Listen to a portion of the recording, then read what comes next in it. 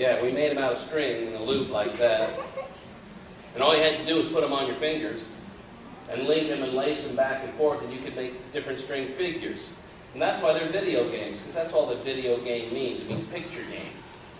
That's all it means. Here's one of the pictures we made called Cat's Whiskers.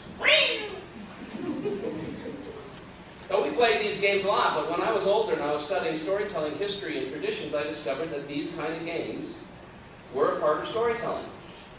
Before written books with letters, these were used by storytellers to make books to hold stories, because the way you wove the pictures in the string helped retain the memory of the stories they depicted.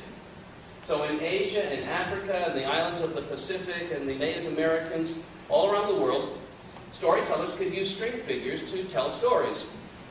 I'll give you an example of some of the kind of string figures they had. Here's one of my favorites. It's a Navajo string figure. The Navajo people of the American Southwest are some of the best in the world at string games. And this depicts what was for them an important tool and is for us still an important sign. Can you see the arrow outlined there? There's the arrowhead on your right-hand side. There's the shaft down the center. There's the feathers that are notched to the arrow, right? And it's like I've drawn it back in a bow. So not only could I make a picture, I could animate it. It could have motion. I can pretend to shoot it. See? So with these abilities to create moving pictures, storytellers could use them to weave a tale. Here's one from the Pacific Islands, a moving picture, lightning striking.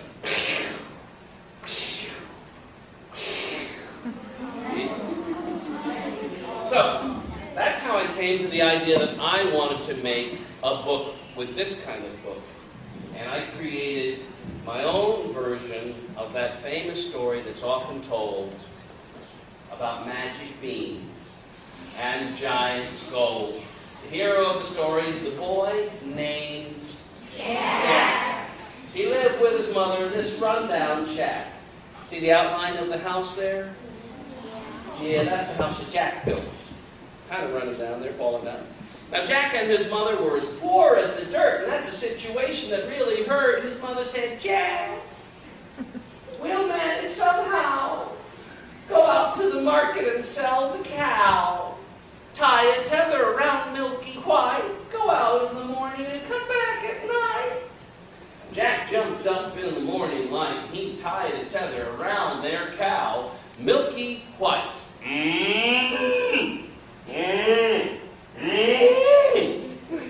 So Jack headed out with his cow on a tether. When a funny little man hopped onto the heather, he said, Jack, you're a climber. Now I can tell you'll go far. You'll do well. You got your sights on the heights. You got your eye on the sky. You're a capable, intelligent kind of guy. But Jack, to get you started, the thing you need is a little bit of help from a magic seed. Now, Jack, in this little pouch of carrot beans of power, if you plant these beans, you'll get more than a flower. You'll get a beanstalk that's as tall as a star.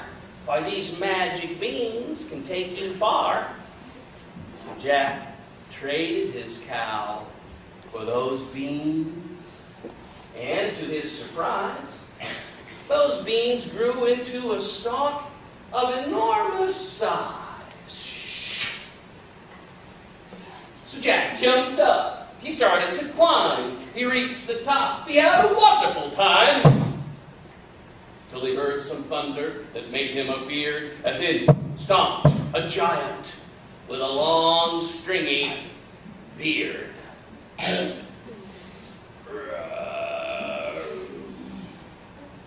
He said, "Fee, fi, fo, fum, I smell the blood of an Englishman. Be he alive or be he dead, I'll grind his bones to make my bread." But the giant's wife said, "Fee, fi, fo, my foot!" Now you sit down, he said, "Put. I've worked all morning to cook your feast, so you eat it and like it at the very least. So you sit down, you be quiet. Oh, Besides, little boys are too rich for your diet. They're all made of sodium, sugar, and lard. You ever try to cook one? Oh, it's much too hard. Well, that giant ate his meal. Then he started to snore. And Jack crept out through the kitchen door, but before Jack left, he made so bold as to take that giant's big bag of gold. Now, that big bag of gold sure made his mother smile. And they were happy for quite a while. But as you probably know, Jack went back up that stalk. And he hid when he heard that giant talk. Say, fee, fi, fo, fum. I smell the blood of an Englishman. Be he alive or be he dead, I'll grind his bones to make my bread. But the giant's wife says, Now, there aren't any little boys about, so you eat what I cooked, or you eat out. Whew. Well, the giant ate his meal. He snored once more. Jack tippy-toed across the floor, and this time Jack took the magic hen. Then he climbed back down that stalk again. And now, when Jack tells that hen to lay, she lays golden eggs in the nest each day. But Jack wasn't finished, not quite yet, because there was one thing more Jack wanted to get, so he climbed back up that stalk once more, and he hid when he heard the giant roar, saying, I smell the blood of an Englishman. Be he alive or be he dead, I'll grind his bones to make my bread. Now, woman, don't tell me that he's not here, 'cause I smell a little boy. It's strong and clear. I'll skin him alive and I'll tan his hide and I'll dip him in batter and I'll have him fried. But Jack stayed hid. That kid was smart. So after a while, the old giant lost heart, ate his meal, once again slept, and out from hiding, Jack carefully crept to the cupboard in the castle with the harp that sings. But the harp sang out from her golden strings, singing, "Help, help, help, I need somebody, help, help, help." That woke up the giant who went after Jack, but lickety-split, Jack climbed back.